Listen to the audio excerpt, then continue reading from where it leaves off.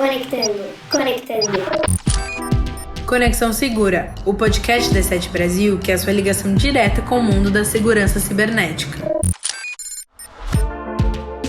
Olá, ouvintes do Conexão Segura. Vamos iniciar mais um novo episódio. Eu sou o Francisco Camussa e estou aqui com a Luísa Pires. Nós fazemos parte da equipe de comunicação na E7 Brasil. Luísa, explica pra gente sobre o que vamos falar exatamente hoje.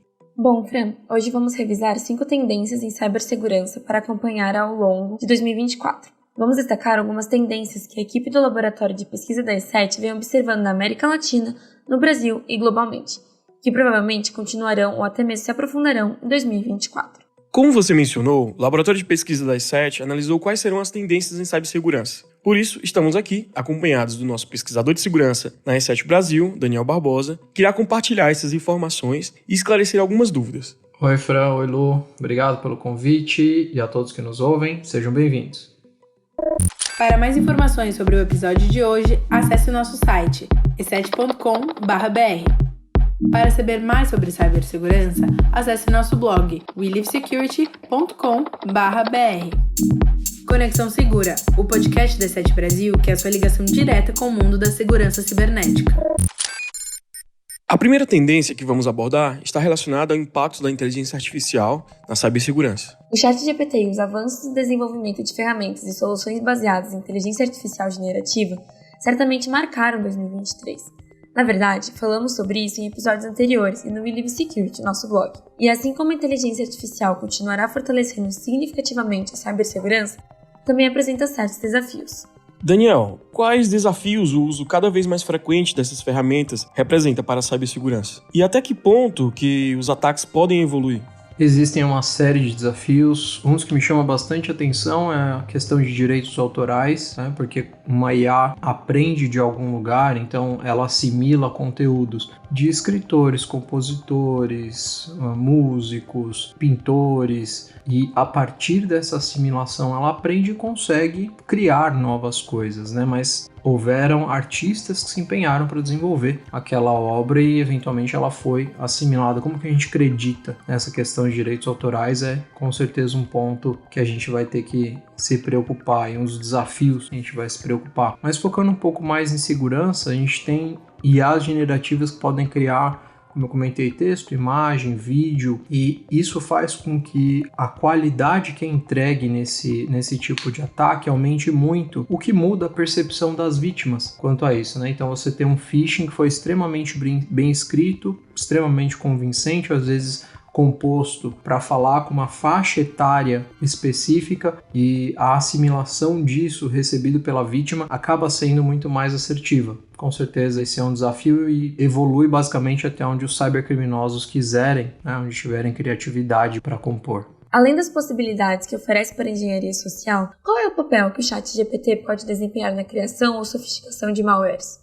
Esse é um ponto bem interessante, porque no caso do ChatGPT ele pode ser usado para diversos outros fins, não exclusivamente produção de um texto, né? Você pode debater ideias com ele, eu inclusive, para debater ideias, dar possibilidades de caminho quando eu estou preso em algum tipo de desafio que não vejo uma possibilidade, ele me ajuda com isso. Pode ser usado na composição de software, o que para os cybercriminosos acaba diminuindo a necessidade de saber programação, porque focando nessa parte generativa da IA, né, a forma que você consegue obter, por exemplo, um software malicioso é bem simples. Você interage como se estivesse interagindo com uma pessoa e ele devolve um código para você. É claro que as inteligências artificiais têm proteção para uma interação direta, querendo um conteúdo malicioso, mas sabendo como interagir é possível sim extrair informações como, por exemplo, códigos maliciosos de ferramentas tão poderosas como é o caso do ChatGPT, e isso definitivamente aumenta bastante a sofisticação. E Daniel, o que podemos fazer a respeito além de nos informarmos?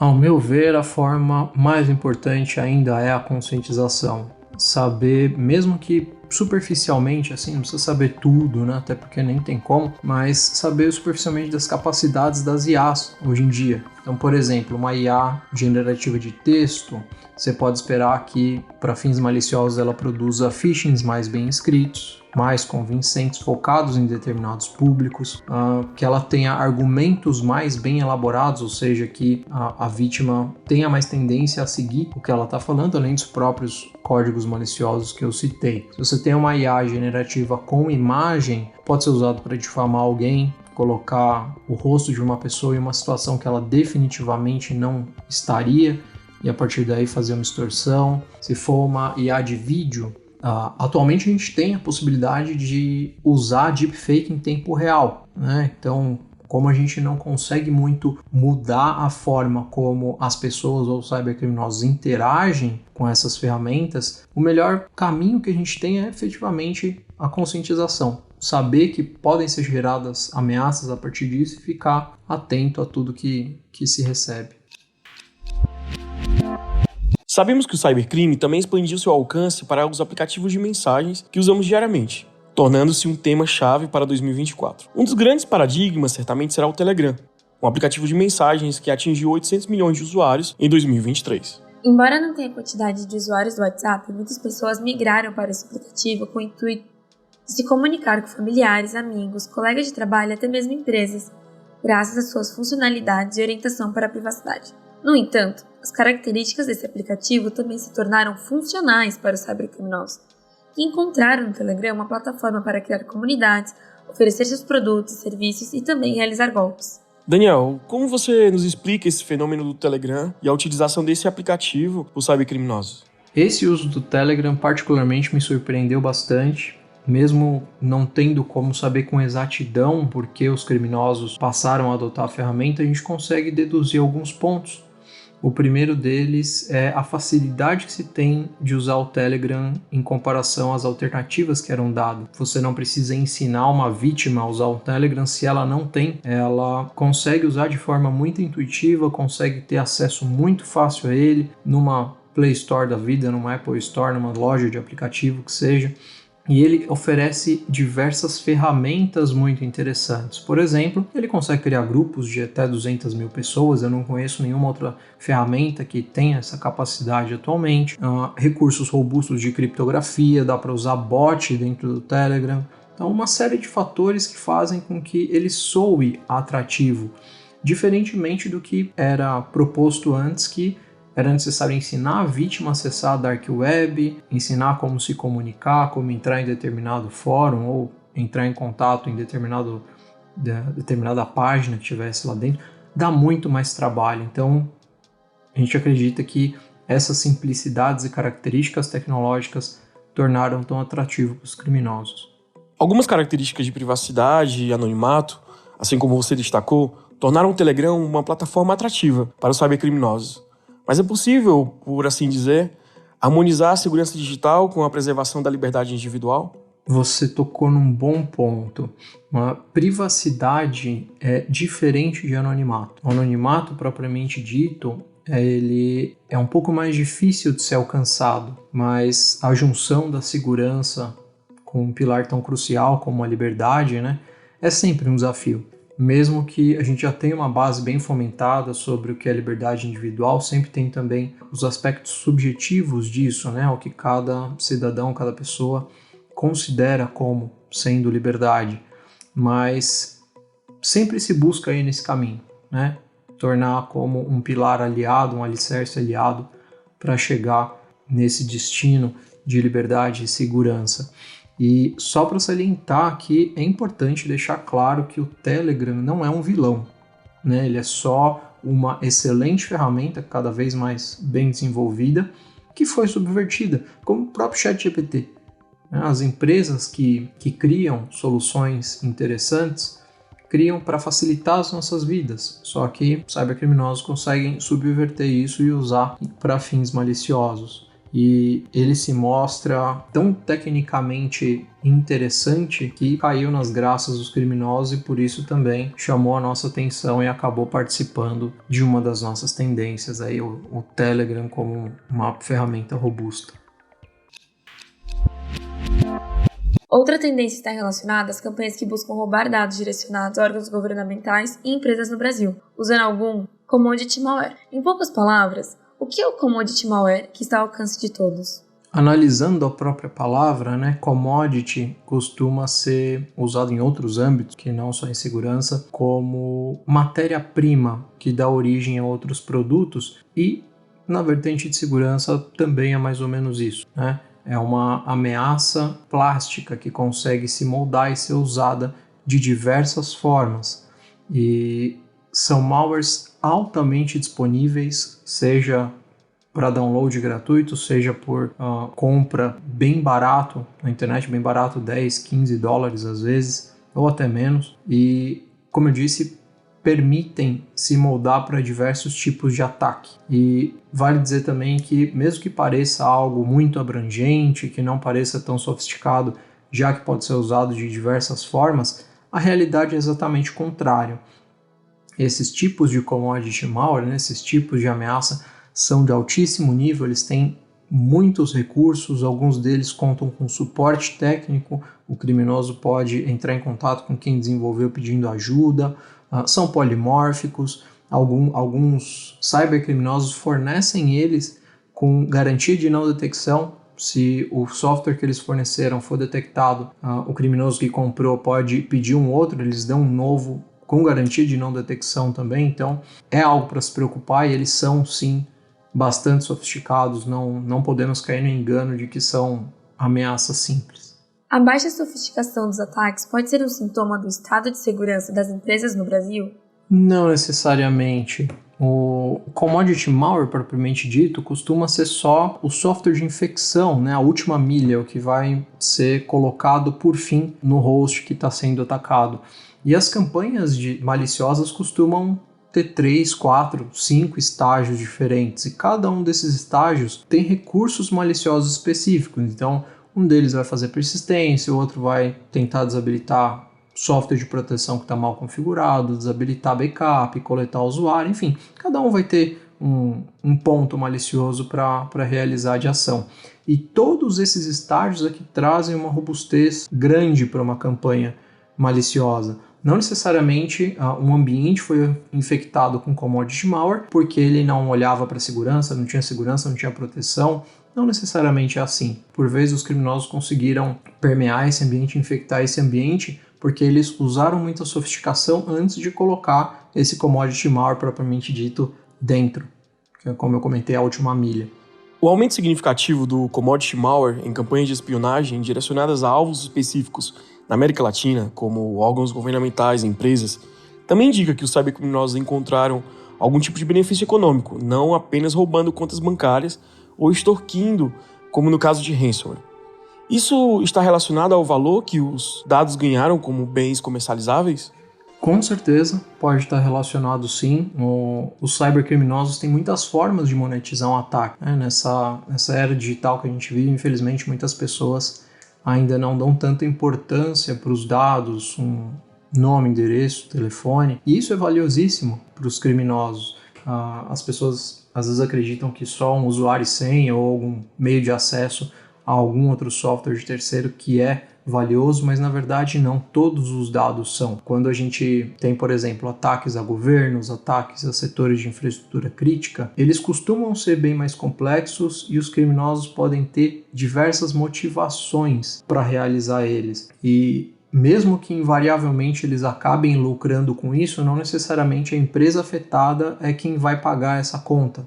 Então, se eles têm uma motivação econômica, se eles têm uma motivação política, ou às vezes até dependendo do alvo do ataque, alguma motivação para ativismo, eles podem receber esses recursos de outras fontes, alguém pode contratá-los também. Mas, invariavelmente, se eles têm acesso a esses dados, eles com certeza podem sim monetizar e monetizar pesadamente de diversas outras formas. No Brasil, há outra preocupação significativa, que é o aumento dos ataques à supply chain em 2023, afetando, indiretamente, muitas empresas e serviços de alta demanda para a população. Daniel, pode explicar o que é um ataque à supply chain e quais podem ser as consequências desse tipo de ataque? Claro. Ataque de supply chain, ou cadeia de suprimento, costuma significar que os criminosos atacam um alvo intermediário antes de atacar o alvo principal que eles tinham em mente. Vamos dar um exemplo aqui de uma grande empresa. aplica política de segurança, tem um monte de ferramenta, tem pessoal capacitado, então tem uma série de camadas de proteção que dificultam a entrada dos cybercriminosos. Mas essa mesma empresa tem fornecedor, por exemplo, de material de escritório, fornecedor de serviço de RH, de contabilidade, o que quer que seja, né? Alguém que tem uma relação comercial com essa empresa que será o alvo. Os criminosos atacam essa empresa secundária que normalmente, por ser menor, foca menos em proteger, né? Tem menos recursos disponíveis para impedir ataques, comprometem o ambiente ou administram remotamente ou plantam algum tipo de software ou arquivo lá dentro para que quando haja uma comunicação com a empresa que vai ser alvo de verdade, eles consigam fazer esse intermédio e comprometer o ambiente que eles tinham como alvo principal. E tem diversos tipos de ataque que a gente pode exemplificar com isso. Por exemplo, infraestrutura crítica, né, que daí você afeta toda uma população, ataque a provedores de internet, para indisponibilizar algum tipo de acesso, ataques de DDoS aos próprios provedores de serviço dessa grande empresa, né? O propósito costuma ser o mesmo, danificar um alvo intermediário antes de conseguir permear o alvo principal. E aí vai de roubo de informação, ransomware, extorsão, aí o alvo principal lida com as consequências que foram pensadas para aquele tipo de ataque. Em um mundo em que a maioria das empresas terceirizaram seus serviços, como elas devem gerenciar a cibersegurança quando dependem das medidas de segurança aplicadas por terceiros que não podem ser diretamente controladas? Tem algumas formas de se combater esse tipo de ataque, mas eu acredito que a mais simples delas seja contratar empresas que já se preocupam com segurança. Então, empresas que estão adequadas a algum tipo de padrão de segurança reconhecido pelo mercado, por exemplo, como ISO 27001, PCI, RIPA e por aí vai, né? Os padrões são muitos, mas analisar brevemente como essa empresa se adequa a esses padrões e ter certeza de que é o adequado para o nível de relação que uma empresa vai ter com a outra e usar isso como parâmetro para contratação. Acredito que seja mais simples. Outro grande problema que afeta o Brasil são os trojans bancários, uma das ameaças mais antigas e persistentes no campo da cibersegurança, mas que souberam evoluir e se adaptar, tornando-se mais sofisticados. Que análise se faz das atividades dos trojans bancários no Brasil? E você acha que continuaremos vendo atividades desse tipo de campanha durante 2024, Daniel? Nós acreditamos sim que vamos continuar tendo muita incidência de trojans bancários, principalmente no Brasil, que é um celeiro mundialmente conhecido desse tipo de ameaça. E para quem não conhece, basicamente um Trojan é um arquivo que se disfarça de arquivo inofensivo, porém tem conteúdo malicioso. Os que focam em dados bancários após a infecção, eles começam a monitorar o ambiente da vítima, procurando informações sobre quando ela acessa uma instituição financeira ou uma corretora, ou eles podem coletar essas informações digitadas pela vítima ou exibir uma tela falsa dessa corretora que eles monitoram ou dessa instituição financeira que eles monitoram para ir coletar esses dados ou até tokens de duplo fator de autenticação. E esse tipo de ataque era muito, muito doméstico, porém já tem evoluído. Os cybercriminosos já estão mirando também em empresas para coletar dados corporativos, às vezes referentes a pagamento, às vezes a acesso à conta mesmo, a algum tipo de serviço financeiro que possa ser acessado. Ele já evoluiu definitivamente. Começaremos a ver mais incidência disso a partir desse ano de 2024. Então podemos falar de um cenário em que houve uma profissionalização dos cybercriminosos por trás desse tipo de campanha maliciosa no Brasil? Se a gente for pensar na infraestrutura tecnológica, com certeza teve muita evolução e essa profissionalização já é vista tem um tempo. Os ataques digitais deixaram de ter aquela visão mais romântica de trazer fama para quem ataca, de participar de grupos, e eles passaram a se movimentar como indústria mesmo. Eles têm headhunter, eles têm processo de contratação bem estabelecido, oferecem benefícios, oferecem salários muito altos. Então, todas as funções dessa indústria do cybercrime são muito bem divididas, não só no processo de contratação, mas também na execução. Então, uma pessoa, um criminoso que faz determinado tipo de atividade não tem acesso ao que o outro faz, é tudo bem segregado. E como eu comentei, muitas ameaças se valem de commodity malware e esses grupos mais avançados é os que impulsionam esses commodity malwares a evoluírem também, porque essa profissionalização que a gente vê, o commodity malware só vê o reflexo dela. Ela acontece propriamente dito nos grupos de APT, que afetam cada região, e eles utilizam esses recursos super avançados e tratam o processo de invasão quase como um projeto para conseguir comprometer com maior nível de assertividade as vítimas dele. E é uma indústria que não para, né?